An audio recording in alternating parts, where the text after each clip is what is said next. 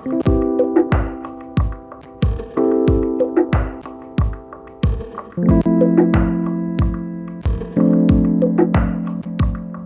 everyone, my name is Jamelia Parnell and I'm a summer youth journalist on behalf of Regent Park TV. Today we have again Imam Saeed from Sakina Mosque, and today he's going to be talking about his community involvement with the Omar Bin Khattab Mosque in Regent Park. Please introduce yourself.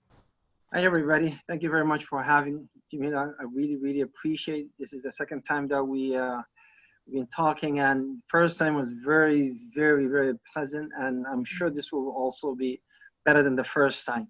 Yeah. Yeah. So I guess for my first question would be, was there a trouble in finding a location for the mosque? There's always difficulties in finding a location for mosque. Mm-hmm. For a simple fact, number one, when everybody settled here in this country, the number of Muslims were very small. But in late 80s and early 90s, that's where a lot of Muslims, I started moving into the country or to the city of Toronto.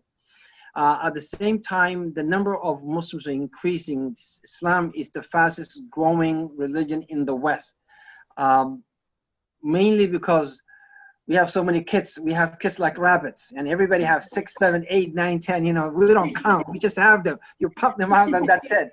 So the problem with the mosque is it's not like a church that you only do Sundays, a specific time that you design, or it's like a synagogue, you go Saturdays only. We go to the mosque 5 times a day.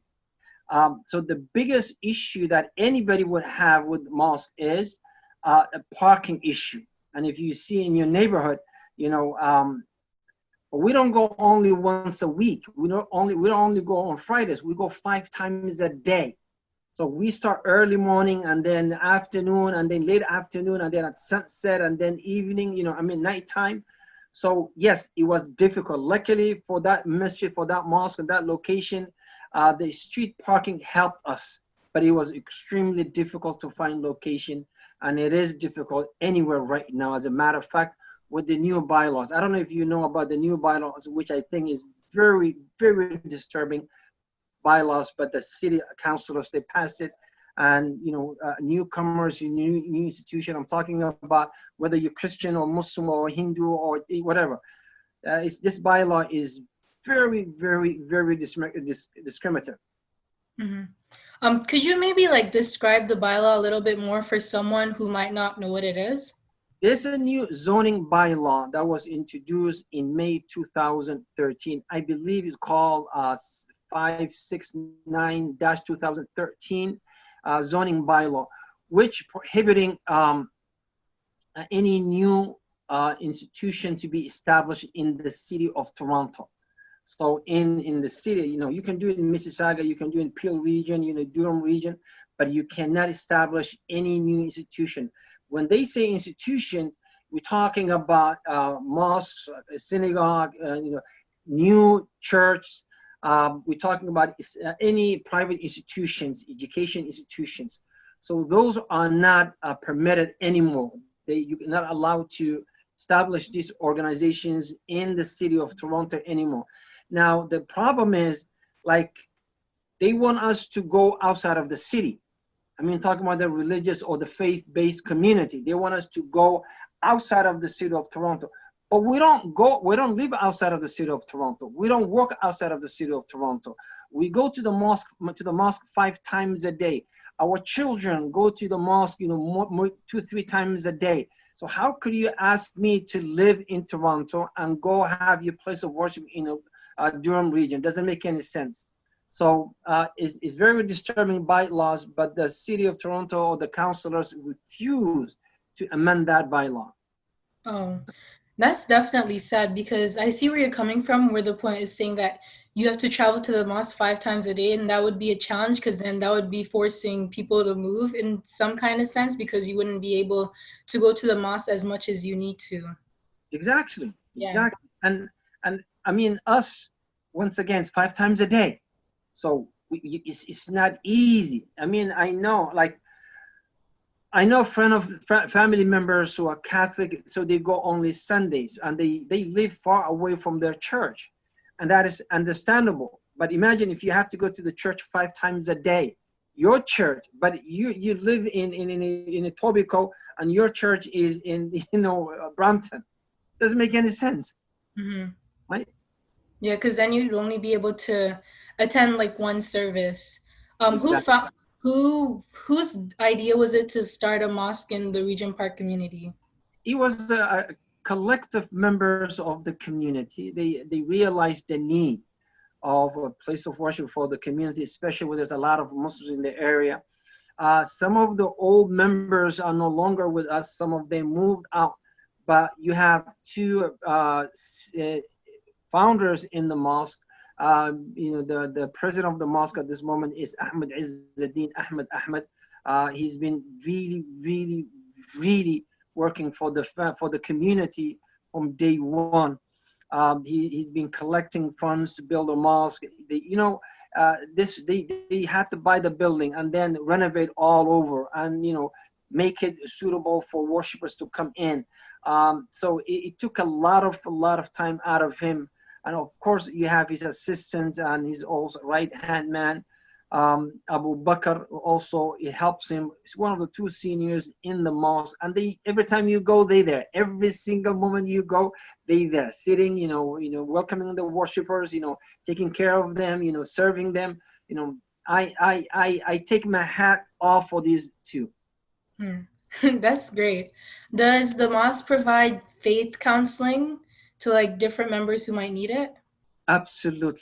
The mosque, there's a different way that we serve the community in that mosque. There are usually in our community, we really go outside of the community service when we need to, but usually the first choice is with what is available for us. And the mosque plays a very important role here. So they have youth counselors, they have marriage counselors, they have mental health counselors, they have religious counselors, they provide service left and right. So really, that's what they do from morning to end to night, or to evening. Sorry. Yeah. When are the prayer services held? Because you mentioned that they're 5 times a day. So when is like the general time that they happen? Oof. First one is very early in the morning. Wow. You're talking about 4:30, 5 o'clock in the morning, and you gotta get up. That's what. Imagine if your mosque is in Durham, and you live in Etobicoke, and you gotta get up 4 o'clock to attend the prayers of 4:30 a.m.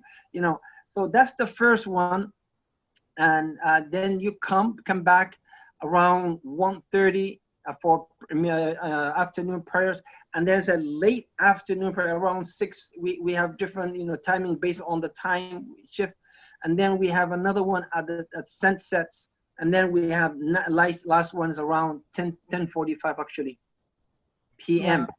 Wow. Wow. Imagine once again traveling to Durham region for 10:45. You'll be home by 1 o'clock. That's crazy. See, the problem is these people who are the lawmakers, or these counselors, they don't factor the idea of, listen, you got to consider these people that you govern. You got to consider their faith. You got to factor that there are some people that have to go out of their way to attend the places of worship. 90% or over 90% of the people they believe in, they have some type of faith, whether they're Christians, whether they're Jew, whether they're Muslims. So you have to consider, before you introduce a new bylaw, you have to consider these people and their need. Right? But the counselors don't. Yeah. Is it like preferred to pray together, or is it like okay for you to pray by yourself if someone could not attend like the early morning meetings? If you can, for men is mandatory to pray. And if everything is available, for women all the time is optional. They can come, they don't have to come. But for men, they have to come, and that's why you will see every single prayer, men are congregating there. But sometimes, you know, if you can't make it, then you're allowed to pray by yourself. Okay. Right. And typically on like a religious holiday, let's say Eid, like how would your services be held? Like what changes? We have, everything changed. That, that's the day everybody's off from work. Families are together. Kids are celebrating. You know, husband and wife celebrating. You have relatives coming together. We all go out, and there's no mosque in the city that will accommodate one community. So even Omar bin Khattab, we gotta go out. We gotta go and have, you know, pray in that about what do you call a soccer field. We pray there. So you have thousands and thousands of people coming together, kids coming together. There's games and so on. So it's a beautiful sight to see. It's a beautiful every morning. Or we have two Eids, by the way, as Muslims. We have Eid right after Ramadan, and we have Eid right after Hajj, which is a pilgrimage. So the next one, and I hope you will go and attend and just observe and see what they do. I think it would be on 31st of July, would be 31st of July. So in there, what we do, we all come together, and then we pray. And then after the prayer, you have the Imam will come and give a sermon or give a talk for around, you know, 30 minutes. And then everybody after that, they get up, they hug each other, they kiss each other, you know, they exchange gifts if they have to go, or they will travel, you know, to their parents who are living other sides of the city or other parts of the city. And then it's a whole, you know, festival. For anyone who's watching who might not be sure like what an imam is, can you just explain that for them? All right. Imam is a person who leads the prayer. Like in Christianity, we have priest, we have a preacher, and so on. We have, you know, rabbi in Judaism, but in Islam we call it imam. So the person who's giving a talk, who's leading the congregation, and who's leading the prayer, that is known imam of that group, of that mosque, or that congregation. Yeah, great. So before you touched on like two different religious holidays, one religious holidays that you guys celebrate, is there more? Well, we have one is during the pilgrimage, which is July 31st of this month. And the other one is right after the month of Ramadan. You know, we fast a whole month. You know, we fast in the daytime and we enjoy food during the nighttime. So, and then at the end of that fasting month, we celebrate and we call Eid al-Fitr. You know, so, but that is, that was 3 months ago. We passed that one. Yeah. Well, onto some like general questions about mosques. So when was the first mosque built and where is it now today? If I'm not mistaken, the first mosque was built in city of Edmonton under the name Al-Rashid Mosque. I believe it was built in 1935. I have heard 1936. As a matter of fact, I went there. It was a small mosque. You know, what is so funny, Jamia, is the people who initiated, who funded, and who, you know, pay for the construction of the actual mosque were ladies. You know, women got together and they say, hey, you know, we want to initiate something that does not exist in Canada. We want to build the first mosque in Canada. So it was in the city of Edmonton. And then the sisters or the ladies in London, Ontario, they say, wait a second, what about us? So they built the second mosque in Canada. They still call London Muslim Mosque. This is the name that they gave, London Muslim Mosque. It's a beautiful, massive mosque now. But the original masjid or original mosque in the city of Edmonton right now, you know, they took the actual building, the structure of the building, and they preserved it. And so it's a museum right now. People, you can go and, you know, view it. It's a little tiny one. You can imagine it would not fit more than 20 to 30 people max, you know. And that they thought, oh my God, this place is so massive. We don't have enough people to fill it. And now You know, Yeah. we have a mosque in the city of Toronto. Some of the mosques that can accommodate 10 to 15,000 people for prayer. Yeah. That is so crazy because anytime I think of mosque, I usually think of like huge gatherings of people. Right, right. Uh, Yeah. in early 1930s, you know, there was, by the way, they were all those people, both ladies who established this mosque, they were from Lebanon. There were Lebanese, you know, families who migrated to Canada, and they established that. Then what happened after that, the Bosnian Muslim community came and they established a mosque in the city of Toronto right here. And then later on, they bought a church and they changed, I think in a Dundas, somewhere in Dundas in area. And it was beautiful experience. Wow. That's actually really great. In terms of the world, like where is the oldest mosque located in the world? Uh, well, the oldest mosque is located in Mecca.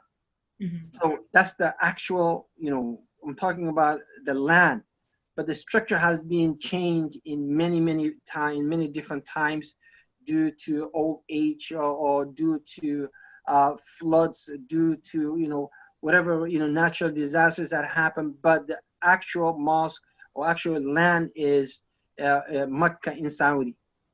That's great. Um, I have a question. Like, what normally every year, I think some of my Muslims friends they would go to Mecca to go pray, and it would be like this small little building with this like black top on it. Can you just explain to our viewers what that might be? Okay, this is like, as a Muslims, as let me just tell you a little bit about what we believe, and then maybe the viewers and they can follow along. As a Muslim, you cannot be Muslim until you believe in five things. First of the five things, you got to believe there's only one God worthy of worship. It is not he, it is not she, it is not in me, it is not with me, is the creator of the universe, is a sustainer, is the one who gave us life and take us back, is the one who gives everything that we enjoy in this life. In that, what comes with it, we believe that God sent messengers to uh, bring everybody to the worship of one God.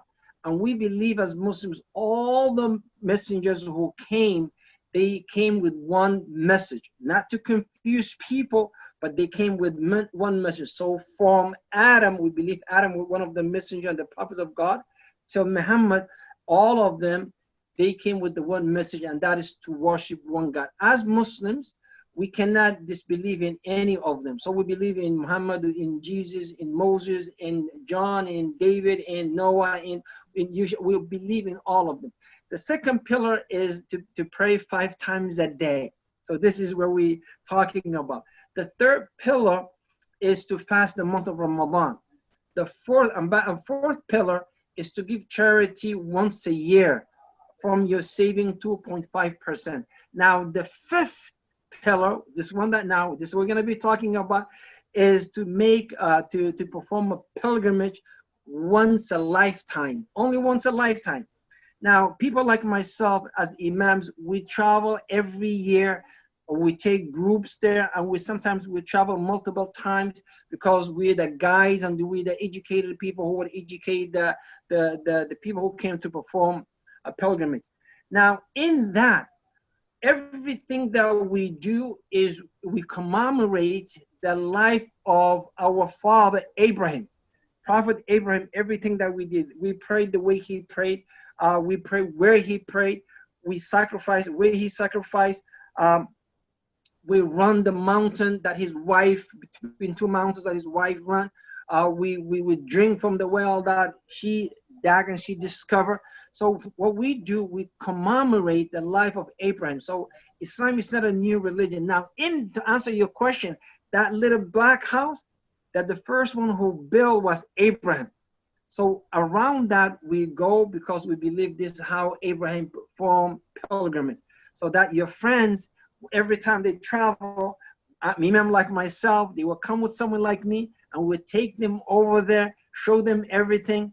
And then we believe if you do this, you know, serving God, you will come back with no sin. Wow.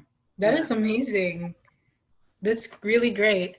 So, if anyone listening right now or watching right now is interested in going to their local mosque, how would they go about doing so? See, a lot of people, a lot of new Muslims or revert, they always tell me, Imam, when I was coming to your mosque or to any other mosque, I was terrified. I thought these terrorist people, they're gonna whip some, some kind of swords, and they're gonna chop my hands, and they're gonna cut my head off. They're gonna crucify me there. That's what the media say, right? That's how they portray Muslims. But as a matter of fact, they are we are very welcoming people. We love to have you over, and we're not here to convert you. I go to the church, I go to Catholic church, I go to every church, I go to synagogue, not to be a Christian or to be a Hindu, but to To learn. educate myself Yeah. and to know my brother. We're all brothers and sisters in humanity, right? And Mhm. I just need to know what you believe. I need to know your faith so I can understand you better, so I can love you better, so I can respect you better, so I can understand when you're doing this, I got to step back because I need to give you a space. So please come to any mosque, just go. They are very welcoming, they're very nice, but make sure you talk to the right people. Sometimes, you may talk to the wrong person, and then you may think, hey, I don't know what these people are doing.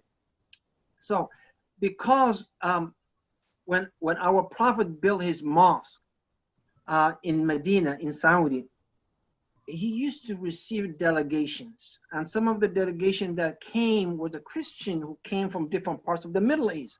And they came to the mosque. They came and he sat with them. They talked. He even gave them this space if you guys want to pray and so on. And that's why I'm allowed to go and pray in a church, for example. So we should love each other and we should understand each other. And by educating each other about our faith, we can, accommodate. We can, understand each other. And education is power, Jamia. Definitely. You know what? Jamilia is an Arab name. You know that. Yeah. Yeah. Jamilia means beautiful, right? Yeah. Yeah. And Yeah. That's great. Is there anything else that you would like to add? well, it depends where area but I want to say to everybody who wants to visit a mosque, um, to meet the right people, give them a call ahead of time. Like if you're in an Oakville area and you want to go to ISNA, I think it stands for Islam Society of North America, or you go to ICNA, or you go to Omar Bin Khattab in downtown Regent Park area. Just give them a call and say, listen, I'm coming over, I want to ask about Islam. Usually, they will, not usually, 99.99%, somebody will say, please come on, you're more than welcome. Sometimes they will ask you, if please do not dress with something. Don't coming to a mosque wearing bikinis, or don't come, as you may go to a church with a decent outfit, it's a place of worship. So give the same respect, come in and people will welcome you. And then the other thing is, there is no questions that off limit. Ask anything you want to know about Islam. Ask, uh, about Muhammad. Ask about God. Ask about the Quran. Ask about, how we live. Ask about, our family unions. There is no limitation. You can ask, and we will not be offended. Some people, they think, oh my God, if I'm afraid if I ask this question, these people will, no, we will not be offended, because it's exchanging information. I'm telling you something to educate you about my faith, and you ask me something about my faith. And when you come, Jamila, and you come to my mosque and you ask me about my faith, I feel so honored and so respected, because you took time out of your busy day and you chose to come and ask me questions about my faith. I cherish that, and I really, really appreciate that. So feel free, call me or call the mosque, call Umar bin Khattab, call the director or the president of the mosque, Ahmed Izzuddin. he will be more than happy to answer your questions. Yeah, this is great. I love anytime we have a conversation because you're so passionate about your faith. This is amazing. I'm passionate about few things. I'm passionate about my faith. I'm passionate about youth. And I think if you guys just be on the right place, you can do wonders. You know, our prophet for messenger, he said, those who aid me were the young people, because you know you have you're willing to understand, you're willing to analyze, your mind is not, you know, closed, or like you have open mind, you can understand, you can. And again, there's nobody's gonna force you to do something that you don't want. But I'm telling you, Jamila, we need you. We sincerely need people like yourself to take the initiative, because everybody right now, they want things to be done for them. They want, you know, their rights to be delivered to them. They want, you know, other people to struggle for their sake and then just to reap the fruit. That is not how, you know, Malcolm X did. That's not how, you know, Luther King did. That's not what happened. They had to die for us to appreciate, you know, to enjoy that. So these people sacrifice their time and life. And if we want to make change, we want to leave any impact, then we better take their footsteps. We better follow them, you know. Yeah, this is great. Again, thank you for coming on today and spreading awareness. We appreciate it so much. All right, no problem. Thank you very much, and thanks for having me again. Yeah. So that was my episode with Imam Saeed Reggae about mosque in the Regent Park community and all over the world. If you want to see another episode again, join me some other time and you'll get more great content. Thank you. Please do not forget to like, comment, and share to our channel. Follow us on all our social media platforms. And for more information, please check out our website.